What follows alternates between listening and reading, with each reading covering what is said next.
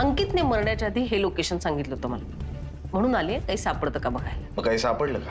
नाही. मला सापडलं. काय? बेईमानीचं उत्तम उदाहरण माझ्या समोर आहे मॅडम.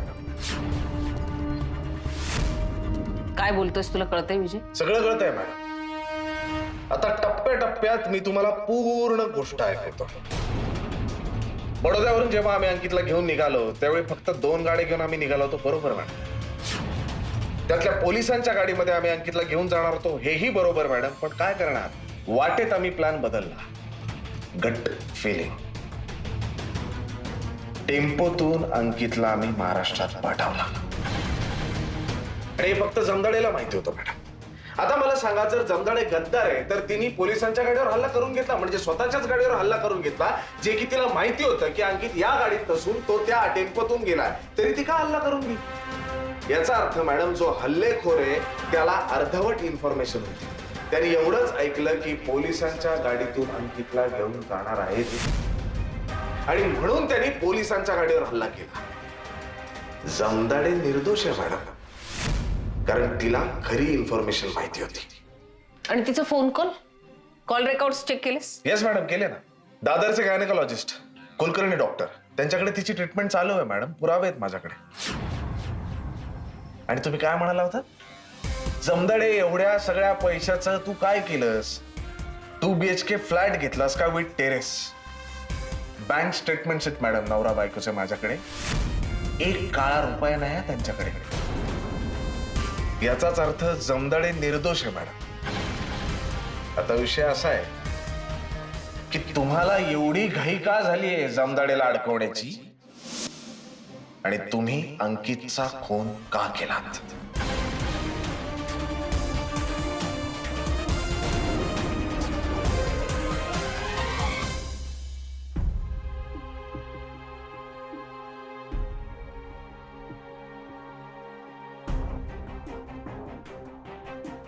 ताई,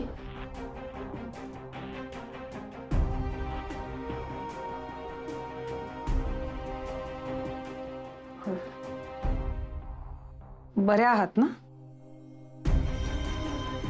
खूप हिमतीचे आहात तुम्ही. मोठ्या संकटातून बाहेर आलात. मला माहित नाही तुमच्यावर कोणी हल्ला केला, पण तुम्हाला माहित असेल, कोणावर संशय असेल तर प्लीज पोलिसांना सांगा. मी एवढंच सांगायला आले की लवकर बऱ्या व्हा. आणि तुम्हाला सूड घ्यायचा असेल तर तो माझ्यावर घ्या. माझ्या घरच्यांना यात आणू नका. माझ्या मुलीला शोधून द्याल म्हणून मी तुमच्याकडे आले, तुमच्यासाठी काम करायला तयार झाले. पण ती सापडण्याऐवजी काहीतरी विचित्रच गोष्टी घडल्या. एक रिक्वेस्ट करू? माझ्या मुलीबद्दल तुम्हाला काहीही माहित असेल, अगदी छोटीशी गोष्ट जरी माहित असेल ना, तरी प्लीज प्लीज मला ती सांगा, किंवा पोलिसांना तरी सांगा. सॉरी, हे सगळं मी आत्ता बोलायला नकोय.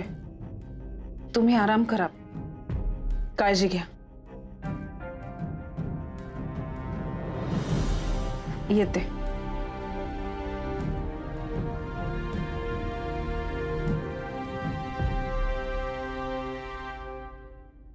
तू खूप गंभीर आरोप करतोयस विजय माझ्या. तुला कळतंय तू काय बोलतोयस? माझा तर्क जे काही सांगतोय तेच मी बोलतोय मॅडम.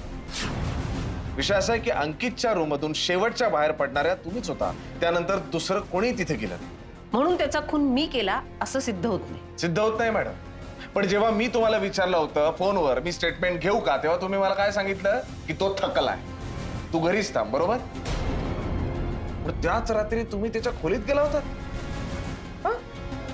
नाही, हे मला गुरुडनी सांगितलंय बरं का. मी त्याला घरी जाताना गुड नाईट म्हणायला गेली. त्याच्याने काहीच सिद्ध होत नाही विजय.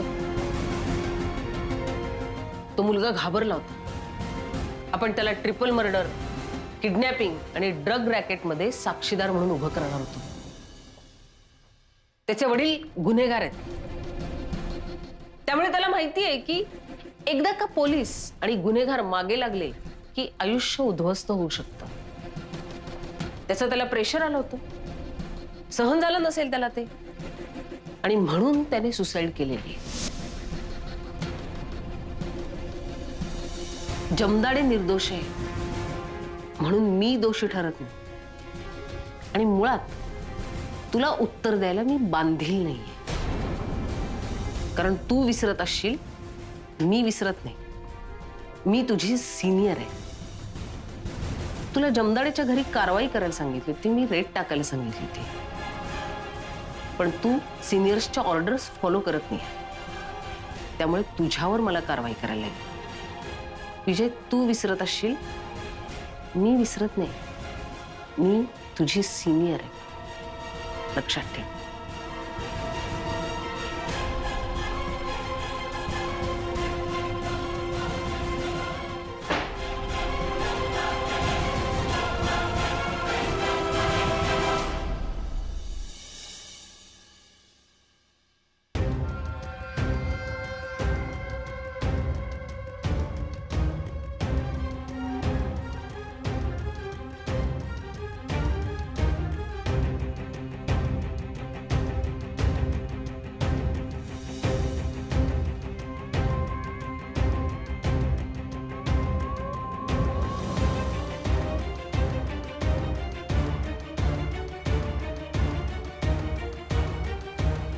चहा घेणार का? नको सर, ऍसिडिटी होईल. मलाही झाली डिपार्टमेंटची. सर, डिपार्टमेंटमध्ये काय चाललंय मला काहीच कळत नाहीये. काल मला मॅडमनी कोंबडीसारखा सोडला, आणि आज मला परबांचा फोन आला की सस्पेन्शन कॅन्सल होतंय, तशी ऑर्डर काढायला सांगितलीये. अभिनंदन तुझा. सर, माझ्यावरचा संशय दूर झालाय ना सर? सर, असं तर नाही ना की माझी नोकरी जाऊ नये म्हणून तुम्ही माझा संशय स्वतः जमदाडे,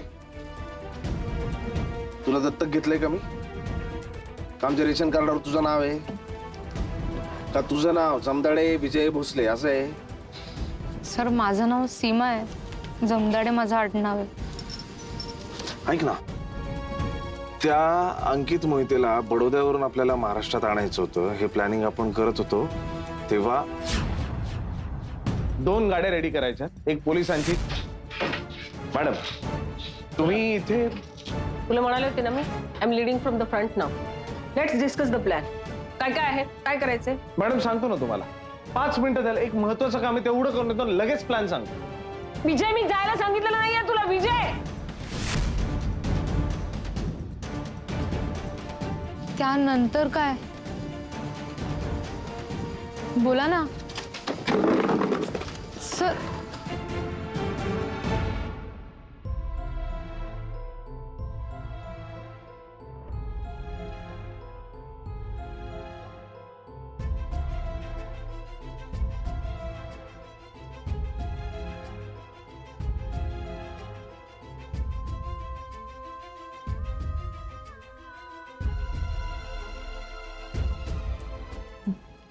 झोपली नाहीस? झोप लागतच नाही हल्ली. साऊचे विचार येतात, आणि ती नसण्यामुळे ज्या काही गोष्टी घडल्या आहेत ना, त्या सगळ्या आठवत राहतात. साऊ सापडेल या भाबड्या आशेवर मी त्या ताईच्या दारात उभी राहिले. आपली मुलगी ती मिळवून देईल म्हणून त्या दलदलीत शिरले. मी एक साधी शिक्षिका आहे, मुलांचं भविष्य घडवणारी एक गृहिणी आहे, जी आपला संसार इमाने इतबारे करते. ती या गुन्हेगारांकडनं मदत घ्यायला लागली, आणि काय उपयोग झाला त्याचा? तोही दरवाजा बंद. आता ती ताई वाचेल का? ती वाचली तर ती आपल्याला मदत करेल का? काही कळत नाही. साऊ हरवल्यानंतर जी मनस्थिती होती ना, जे प्रश्न पडले होते ना, एवढ्या सगळ्यानंतर मी पुन्हा तिथेच येऊन ठेपले. उठ. उठ उठ. काय झालं? Late start from beginning. म्हणजे आपल्या आयुष्यातल्या काही क्षणांची उजळणी करूया. खूप छोट्या छोट्या गोष्टी असतील ग, जे आपल्यासाठी खूप ऑब्वियस असतील पण खूप मोठा सिग्निफिकन्स ठेवून असतील, इम्पॉर्टंट असतील, आपण मिस आउट करत असू. कदाचित त्या गोष्टींमुळे आपली सावनी आपल्याला परत मिळेल. Okay, let start from beginning. मी आणि साऊ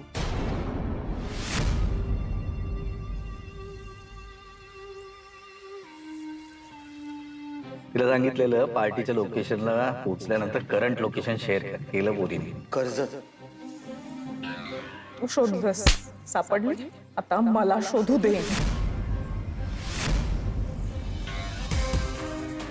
सावनीची कॉलेजमध्ये एकच बेस्ट फ्रेंड.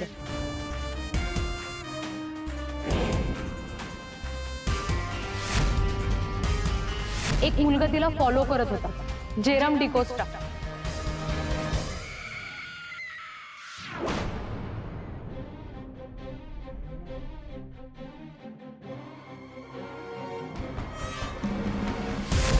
ह्याच्याच सांगण्यावरून तुझ्या पोरीला पार्ल्यातून उचलली आणि बोरिवलीच्या साईडला पाठवली. कोण आहे हा? राघोबा झेले.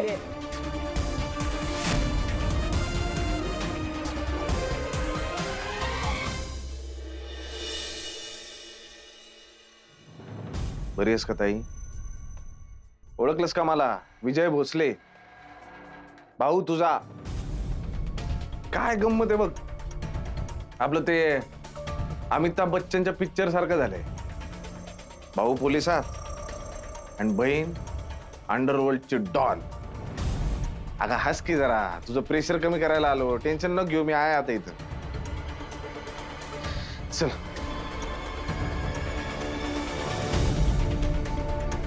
ताई, स्टेटमेंट तर तुला द्यावं लागणार, नाही का नाही?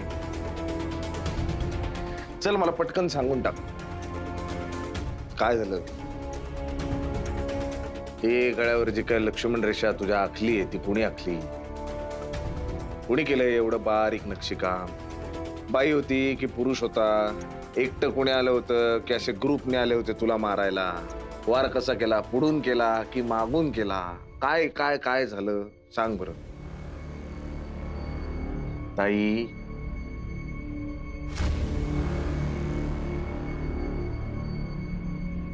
शिर्के, ताईच्या टेलिफोनची केबलच कापली ना कुठेतरी. कशी गाजी तू ताई? हा, इकडे तू पॅड दर, लिहून दे मला. चल, तुला काय म्हणायचंय ते लिहून दे. कुणी केलं होतं, वार कुणी केला, लिह.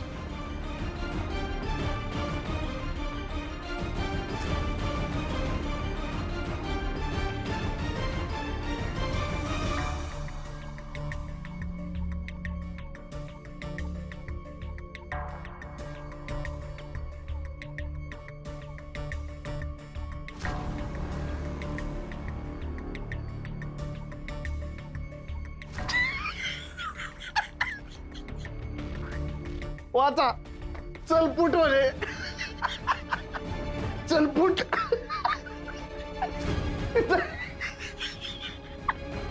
काय करू मी तुझं?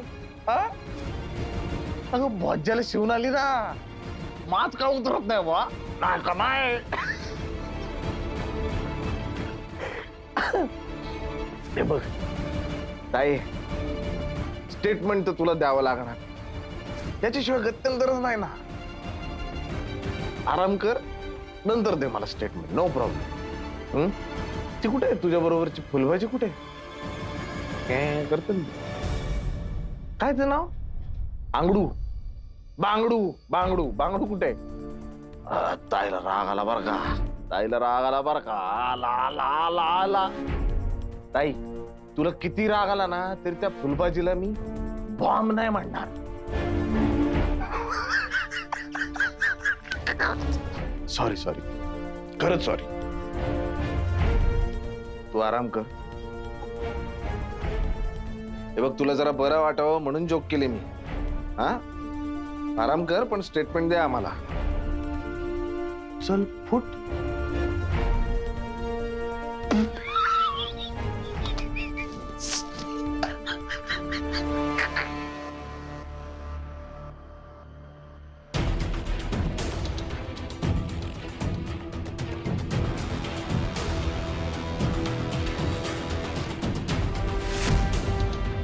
बांगड्या ही मांजर लईच वाघिणीसारखी डरकाळ्या फोडायला लागली रे. मला भेटायला यायचं म्हणते. येऊ दे ना तिला, त्या वाघिणीची शिकारच करतो बघा. आत्ता नाही बांगड्या, मला बोलायचंय तिच्याशी. ताई तुला बोलायचंय, एवढी धंद्याची वाट लावली तिने आणि तुला अजून बोलायचंच आहे. बांगड्या आवाज खाली आहे. तुझं ना लय प्रेम आहे मास्तरींवर. तुला काय शाळेत जायचंय तिच्या? अरे बाबा आपला हिसाब करायचा आहे मला तिच्या बरोबर. मग हिसाब कर ना, घरी बोलून काय सत्कार करणार आहे? हे बांगड्या, पोलिसांनी आपले 2च अड्डे पकडलेत, अख्खा धंदा नाही पकडला. पण ते पकडू शकतात कारण त्या मास्तरनीकडे सगळी इन्फॉर्मेशन आहे आपली. ती इन्फॉर्मेशन एकदा जरा माझ्या हातात पडू दे, मग बघ तिला स्वतःच्या हाताने ठोकते का नाही ते. पण बांगड्या तू नको थांबू इकडं, मला एकटीनं बोलायचंय तिच्याशी. काय म्या थांबणार इथं? तू लय राडा करतो. जा चल जा.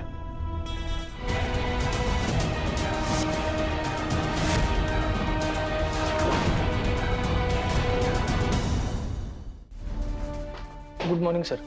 वा प्रमोद, परत आलास? हो सर. मुलगी झाली ना? हो सर. अभिनंदन. लक्ष्मी आली बाबा तुझ्या घरी. बरी आहे का मुलगी? हो सर. Very good. जय हिंद सर.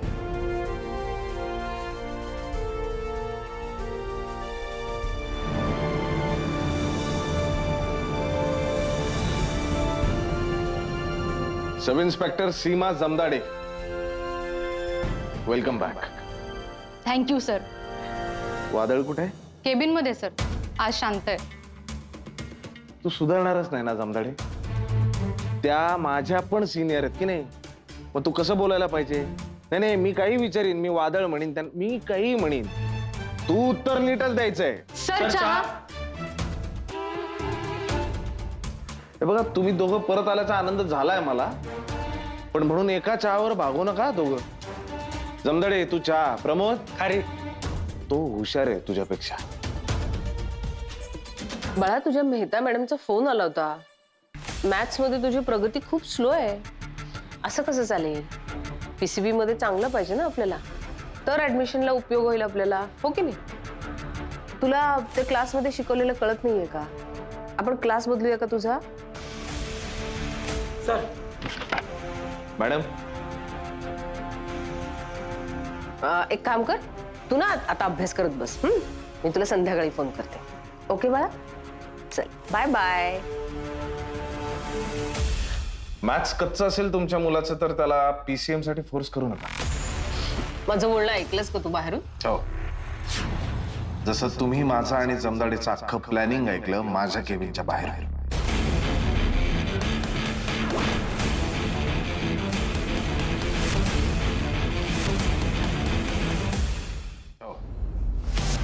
जसं तुम्ही माझं आणि जमदाडेचं अख्खं प्लॅनिंग ऐकलं माझ्या केबिनच्या बाहेर.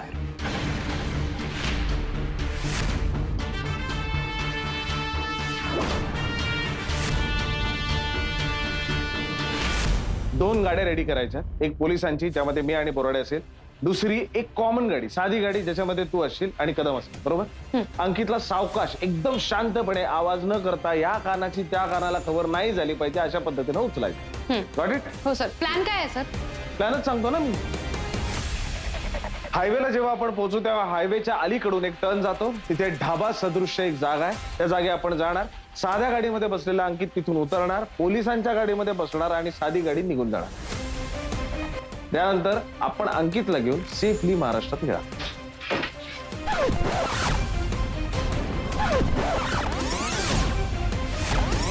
मॅडम, तुम्ही इथे तुला म्हणाले होते ना मी, I am leading from the front now. Let's discuss the plan. काय काय आहे, काय करायचंय? मॅडम सांगतो ना तुम्हाला, 5 मिनिटं झालं, एक महत्वाचं काम आहे तेवढं करून येतो, लगेच प्लॅन सांगतो.